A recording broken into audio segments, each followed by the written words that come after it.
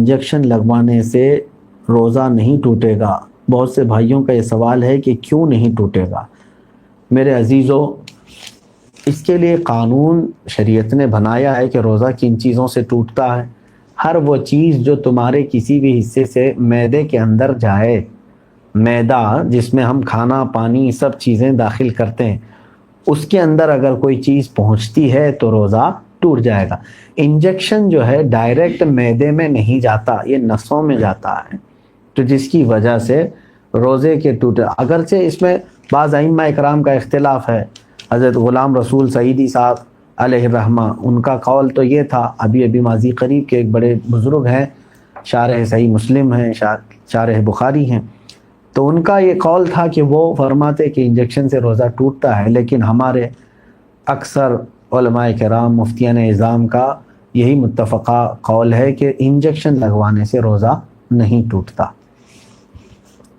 اب میں نے وہ بتایا ہے کہ منفذ یعنی وہ راستہ جو معدے تک لے جاتا ہے، معدے تک داخل ہونے تک کی کوئی چیز ہے تو اس سے روزہ ٹوٹ جاتا ہے۔ کوئی دوست یا احباب جو غریب ہے اسے بنا ظاہر کیے صرف دل میں نیت کر کے زکوٰۃ دے سکتے ہیں؟ بالکل دے سکتے ہیں۔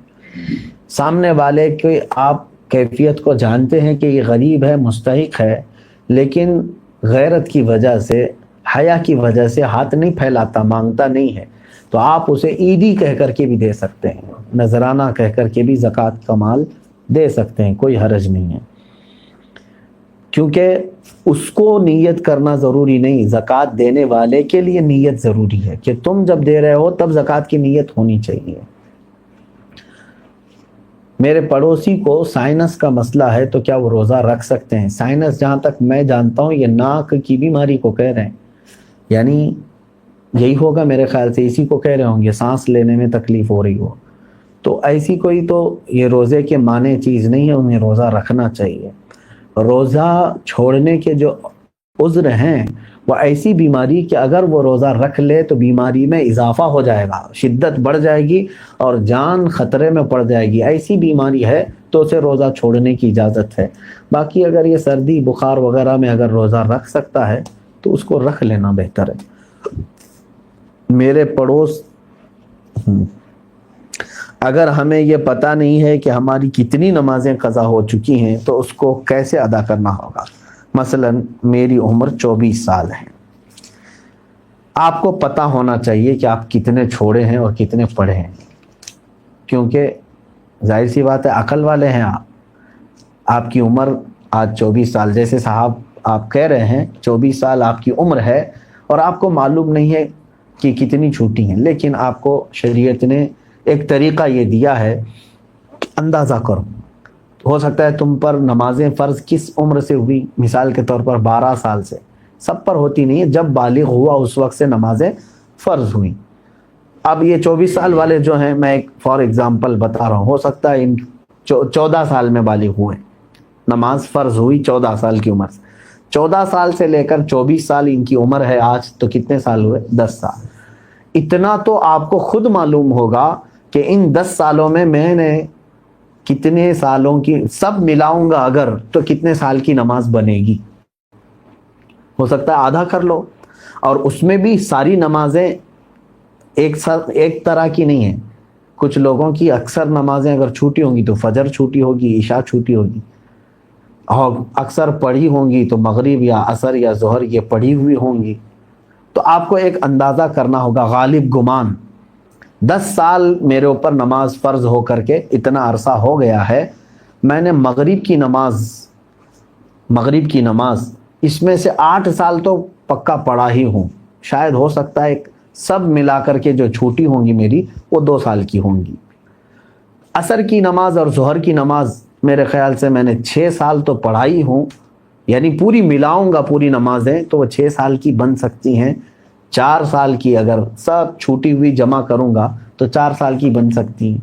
تو ہوا یہ کہ مغرب کی چھوٹی ہوئی کتنی ہوئی؟ 2 سال کی، ظہر عصر کی چھوٹی ہوئی 4 سال کی ہو گئی، 6 سال پڑھا ہوگا اور 4 سال چھوٹی ہوگی۔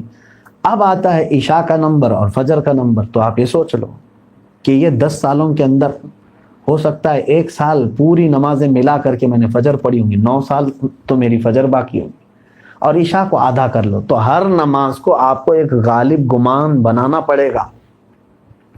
اچھا ہے کہ آپ نے 24 سال کی عمر میں سوال کیا ہے، اب 60 سال کی عمر میں مجھ سے سوال ہوتا تو میں اسی انداز سے بتاتا۔ تو اب آپ کو اسی طرح کی نمازیں پڑھنا ہے۔ اب مثال کے طور پر فجر کی آپ نے اندازہ کر لیا 10 سال کے عرصے میں میری کل نمازیں جو چھوٹی ہیں وہ 9 سال کی چھوٹی ہوں گی، میں نے شاید 1 سال کی پڑھی ہوں، یا آپ کے اوپر ہے، میں اگزامپل بتا رہا ہوں۔ تو اب آؤ اس کی شروعات کرنے کے لیے قضا نمازوں کی۔ اب فجر کو پہلے کمپلیٹ کرنا چاہیں اس کو کر سکتے ہیں، ایک ایک نماز کو بھی پکڑ کر کے کرنا چاہیں تو کر سکتے ہیں۔ اب میں نے صبح شام کنٹینیو فجر کی قضا شروع کر دی، دن میں 50 رکعتیں پڑھ لی، 50 رکعتوں کا مطلب ہوا 25 دن کی فجر کی نماز قضا ہو گئی۔ اب اس میں شریعت نے آسانی بھی تمہیں دی ہے، قضا نمازیں صرف اور صرف فرض نمازوں کی قضا ہوگی، کسی بھی سنت اور نفل کی قضا نہیں ہے۔ فجر کی 2 رکعت قضا، ظہر کی 4 رکعت قضا، عصر کی 4 رکعت قضا، مغرب کی 3 قضا، عشاء کی 4 فرض اور 3 وتر کی قضا، کل ملا کر کے کتنی ہوتی؟ 20 رکعت۔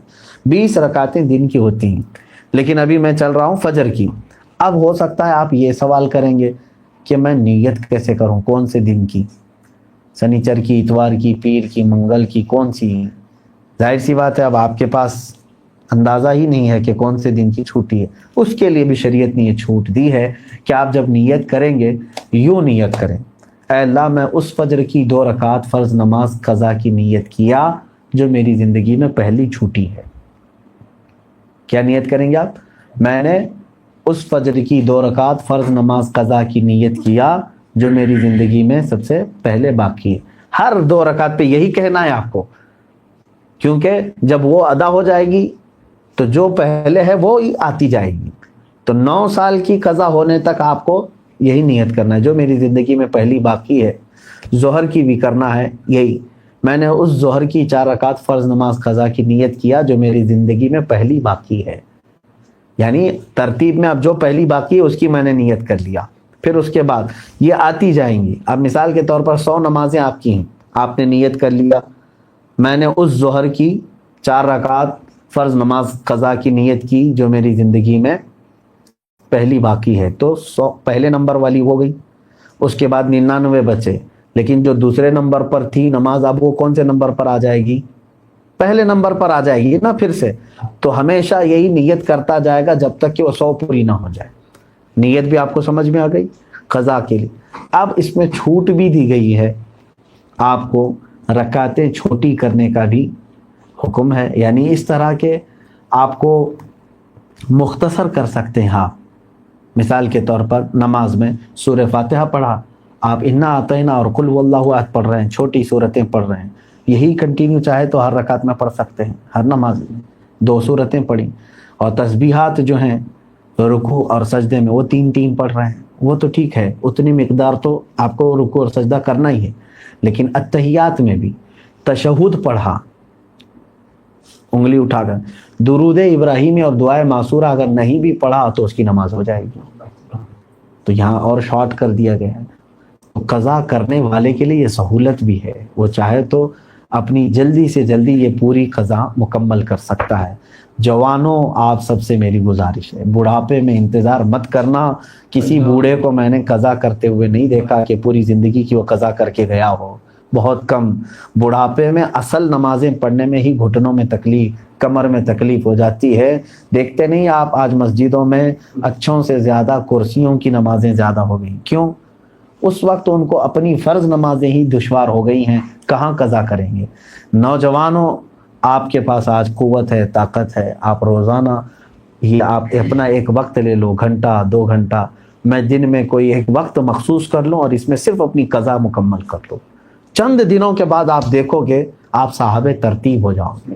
صاحب ترتیب اس کو کہتے ہیں جس کی پوری زندگی میں 5 سے زیادہ نمازیں قضا نہ ہو، اور اللہ تبارک و تعالیٰ کا وہ ایسا محبوب بندہ ہے کہ فرشتے اس کی ایک جھلک دیکھنے کو بے قرار ہوتے، جو پورے مکمل اپنی نمازیں مکمل کر چکا ہو۔ اللہ ہم سب کو توفیق عطا فرمائے۔ کیا نفل نماز تب تک قبول نہیں ہوگی جب تک فرض اور واجب نماز کی قضا ادا نہ ہو جائے؟ صحیح ہے. اب یہاں پر ایک دوسرا یہ بھی ہے کہ کچھ لوگ بہت ساری نفلیں پڑھ رہے ہیں، کوئی جو ہے حاجت کی نماز، کوئی توبہ کی نماز، اشراق کی نماز، اوابین کی نماز، کون کون سی نمازیں ہم سے پوچھتے بھی رہتے ہیں، میاں ان کے تو کھاتے میں فرض نمازیں اتنی باقی ہیں، تو اگر فرض باقی ہیں قضا تو نفل نمازیں آپ کی معلق ہوں گی، نہیں قبول ہوں گی. فرض جو ہے وہ قرض ہے تمہارے اوپر، اور نفل جو ہے یہ ہدیہ ہے. قرضہ پہلے دو، ہدیہ بعد میں دو. پہلے قرض ادا کرو. تو آپ جو پورے دن بھر کی نمازیں ہیں ان میں بھی جو سنت غیر مؤکدہ اور جو نفل ہیں ان کو چھوڑ کر کے آپ وہاں پر بھی یہ قضا نمازیں پڑھ سکتے ہیں. جیسے ظہر میں آپ کو 2 رکعت نفل ملتے ہیں نا 12 میں سے، 4 سنت مؤکدہ اسے نہیں چھوڑنا چاہیے. 4 فرض ہے، اس کے بعد 2 سنت مؤکدہ وہ تو ہوں گی. 2 جو نفل ہیں اس کی جگہ پر کوئی پہلے کی فجر کی قضا پڑھ لیں. عصر میں جاتے ہیں 4 سنت پہلے ہے وہ غیر مؤکدہ ہے، اس کی جگہ پر کوئی پہلے والی کوئی 4 رکعت ظہر یا عصر کی قضا پڑھ لیں. مغرب میں بھی 2 نفل آپ کو ملتی ہیں، وہاں پر بھی آپ اپنی قضا پڑھ سکتے ہیں، اس نفل کی جگہ پر کوئی فجر کی 2 رکعت قضا. عشاء میں آپ کو جو ہے پہلے 4 رکعت سنت غیر مؤکدہ، اس کی جگہ کوئی نماز پہلے کی چھوٹی ہوئی عشاء کی نماز پڑھ لیں 4 رکعت، اور بعد میں جو ہے 2 نفل 4 نفل مل جاتی ہیں آپ کو عشاء کے فرض کے بعد. وہ 4 رکعت کی جگہ پہلے کی کوئی چھوٹی ہوئی وتر کی قضا پڑھ لیں. تو اس طرح سے آپ کی ادا نمازوں کے برابر ہی جو ہے نا پہلے کی قضا بھی برابر ہوتی چلی جائے گی. تو نفل اور غیر مؤکدہ کی جگہ پر یہ پڑھنا بہتر ہے. نماز میں عورت بال اوپر باندھ کر نماز ادا کر سکتی ہے؟ کنٹینیو میں 3 دن سے سوال دیکھ رہا ہوں، اس کو اوائڈ کر رہا تھا. میری بہنیں آپ کے بال ہیں تو کہیں پر بھی باندھیں آپ، بس یہ ہے کہ پردہ کرو. اب کچھ نے یہ سوال کیا ہے کہ اوپر باندھیں، کیسے بھی باندھیں، چوٹیوں کی تو آپ کے 1000 ڈیزائن ہیں، کوئی بھی چوٹی باندھ لیں، لیکن شرط یہ ہے کہ بالوں کو ظاہر نہ کریں. بس یہ ہے کہ بے پردہ نہ ہو، اتنا احتیاط ہونا چاہیے. تھوڑے دنوں پہلے یہ افواہ پھیلی تھی کہ چکن تناول نہیں کرنا چاہیے. یہ ایک میرے بیان کو میں نے تفسیر قرآن کے درمیان اس چیز کو عرض کیا تھا. یہ میرا نظریہ ہے میرے عزیزوں، میں نے کوئی حکم نہیں بیان کیا کہ حلال ہے یا حرام. پھر سے جس نے سوال کیا ہے میں ان سے گزارش کروں گا غور سے اور ایک بار میرا وہ آڈیو سن لو. نقصانات اگر کوئی ڈاکٹر تمہیں بتا رہا ہے تو اس کا مطلب یہ نہیں کہ حرام ہے. تمہیں شوگر کی بیماری ہے، ڈاکٹر نے کہا گلاب جامن نہیں کھانا، تو کیا وہ حرام ہو گیا؟ تمہارے لیے اگر میٹھے کو اس نے منع کر دیا ہے تو اس لیے ہے کہ تمہارے لیے طبیعت میں نقصانات بڑھ سکتے ہیں. ارے بی پی والوں کو نمک کھانے نہیں دے رہے، گوشت کھانے نہیں دے رہے ڈاکٹر. ان ڈاکٹروں کے بارے میں کوئی کچھ نہیں بولے گا، بلکہ وہ کہتے ہیں کہ نہیں وہ صحت کے لیے کہہ رہے ہیں. چکن کے لیے میں ہی اتنا متنازع بن گیا ہوں کہ بہت سارے لوگ اس کے میرے متعلق الگ الگ خیالات بھی مجھے بھیج رہے ہیں. میرے عزیزو، آپ اگر تحقیق کرنے جاؤ آپ دیکھیں گے امریکہ کی کئی یونیورسٹیاں اور بہت سارے ادارے انہوں نے خود تحقیق کر کے یہ اپنے تحقیقات شائع بھی کی ہیں، اور ہندوستان کے مایہ ناز اخبارات میں بھی یہ خبریں آئی ہیں کہ جو ابھی فارمنگ ہو رہی ہے چکن کی، یہ طریقہ ہانیکارک ہے. یہ میرا اپنا نہیں ہے، جو اور یہاں کی تحقیقات ہیں وہ خود کہہ رہی ہیں. تو جہاں ہم کو شک لگ رہا ہے تو میں یہ کہوں گا ہی. اور کچھ نے یہ کہا کہ آپ اس میں کمیونل کر رہے ہیں، مسلمان ہندو الگ. میں تو سب کو کہہ رہا ہوں، میں صرف مسلمانوں کے لیے نہیں سارے لوگوں کے لیے کہہ رہا ہوں. جو تمہاری صحت کو برباد کرے، جو تمہیں یعنی دیسی مرغی کی طرح نہیں بلکہ فارم مرغی کی طرح بنانے کی کوشش کرے، اس سے اوائڈ کرو. یہ چیز میری طرف سے میں نے کہا تھا کہ اس کے نقصانات ہو رہے ہیں اس کی وجہ سے، ورنہ حرام نہیں ہے. ہم بھی کھا رہے ہیں آج بھی، جتنا ہو سکتا ہے بچنے کی کوشش کر لیتے ہیں، کم سے کم کرنے کی کوشش کرتے ہیں. ایسا نہیں ہے کہ یہ حرام ہے. اس طرح سے ہمارے علاقے میں جب ہبلی میں کافی سال پہلے میں نے تفسیر میں ایک حدیث پاک بیان کیا تھا کہ گائے کے گوشت کے متعلق حدیث پاک میں یہ بات آئی ہے، اس کے دودھ میں بیماری ہے. مفتی صاحب نے گائے کا گوشت کھانا حرام کر دیا تو قصائی لوگ آ گئے تھے ہمارے پاس. انہوں نے کہا تھا کیا آپ نے ایسا کہا ہے؟ غور سے سنیں, بات جتنی کہی جائے اتنے ہی کو آپ رکھیں, اس کو توڑ مروڑ کر یا مرچ مسالہ لگا کر لوگوں تک نہ پھیلائیں. اور کچھ یوٹیوب والے چینل چلانے والے, ان کو بھی میں دیکھ رہا ہوں, کچھ بیانات کو وہ ہمارے کراپ کر کے کٹ کر کے اور ایسی خطرناک ہیڈنگ ڈالتے ہیں کہ لوگ دیکھتے ہی سہم جائیں کیا یہ ایسی بات ہو سکتی ہے, جبکہ آپ آگے پیچھے کی بات سنیں گے آپ کو خود پتہ چلے گا کہ ہم کیا کہنا چاہ رہے ہیں. اس لیے یہ چکن والی جو ویڈیو ہے یا آڈیو ہے پھر سے آپ سنیں گے تو آپ کو تسلی ہو جائے گی. اگر امام وطر میں دعائے قنوت پڑھنا بھول گئے اور پیچھے سے کوئی مقتدی نے لقمہ دیا تو کیا کرے؟ لقمہ لے لے, واپس قیام میں لوٹ گئے تو کیا حکم ہوگا؟ دونوں چیزیں دیکھیں. وطر میں قنوت پڑھنا واجب ہے. تیسری رکعت میں امام کو ہاتھ پھر سے دوبارہ تکبیر باندھ کر کے قنوت پڑھنا واجب ہے. لیکن امام بھول گیا اور رکوع میں چلا گیا تو اب امام کے لیے حکم یہ ہے کہ اب وہ رکوع کر لے, نہ پلٹے, اب واپس نہ آئے, اب وہ اپنی نماز پوری کر لے. لیکن اتحیات میں تشہد کے بعد سلام پھیر کر کے 2 سجدے کرے گا, سہو کے نماز اس کی ہو جائے گی. لیکن جو لقمہ دیا, اب اس کے لیے مسئلہ ہے کہ اگر امام نے لقمہ لے لیا, پیچھے مقتدی نے لقمہ دے دیا اور امام پلٹ کر کے آیا, پھر قنوت پڑھ کر کے پھر گیا, تو پھر بھی اس کے لیے سجدہ سہو واجب ہے, نماز ہو جائے گی, مقتدی کی بھی ہو جائے گی, امام کی بھی ہو جائے گی. لیکن پیچھے مقتدی نے لقمہ دیا اور امام نے لقمہ نہیں لیا, وہ رکوع میں ہی رہ گیا, پھر بعد میں تنگ آ کر کے مقتدی بھی رکوع میں چلے گئے کہ امام صاحب لے نہیں رہے لقمہ, اور اپنی نماز سب نے کمپلیٹ کی, تو جس نے لقمہ دیا تھا اس کی نماز باطل ہو گئی, انہیں اپنی نماز پھر سے دہرانا پڑے گی. امام نے اگر لقمہ اس کا نہیں لیا تو, اور اگر لے لیا تو سجدہ سہو کر لے امام, باقی سب کی نماز ہو جائے گی. مسئلہ یہ یاجوج ماجوج کون ہے, ایک لمبا بیان ہے. قیامت کے قریب ایک فوج ہوگی, یہ 2 لوگ نہیں ہیں, ایک بہت بڑی فوج ہوگی, اتنی کہ انسانوں سے بھی زیادہ ہوں گے. یہ ہر چیز کو چکھ جائیں گے, کھا جائیں گے, لوگوں پر ظلم کریں گے, کھیتی باڑی ساری چیزیں ختم کر دیں گے. یہ قیامت کے قریب ظاہر ہوں گے. اس کے متعلق بھی میں نے کافی ان کے متعلق بیان کیا ہوں گے, آپ بیانات چیک کر سکتے ہیں. کیا عورتیں مسواک کر سکتی ہیں؟ ہاں کر سکتی ہیں. یہ شفا کے طور پر اپنے دانتوں کو استعمال, دانت ان کے اندر بھی تو ہوتے ہیں, عورتوں کے پاس بھی دانت ہوتے ہیں, تو ہاں دانتوں کو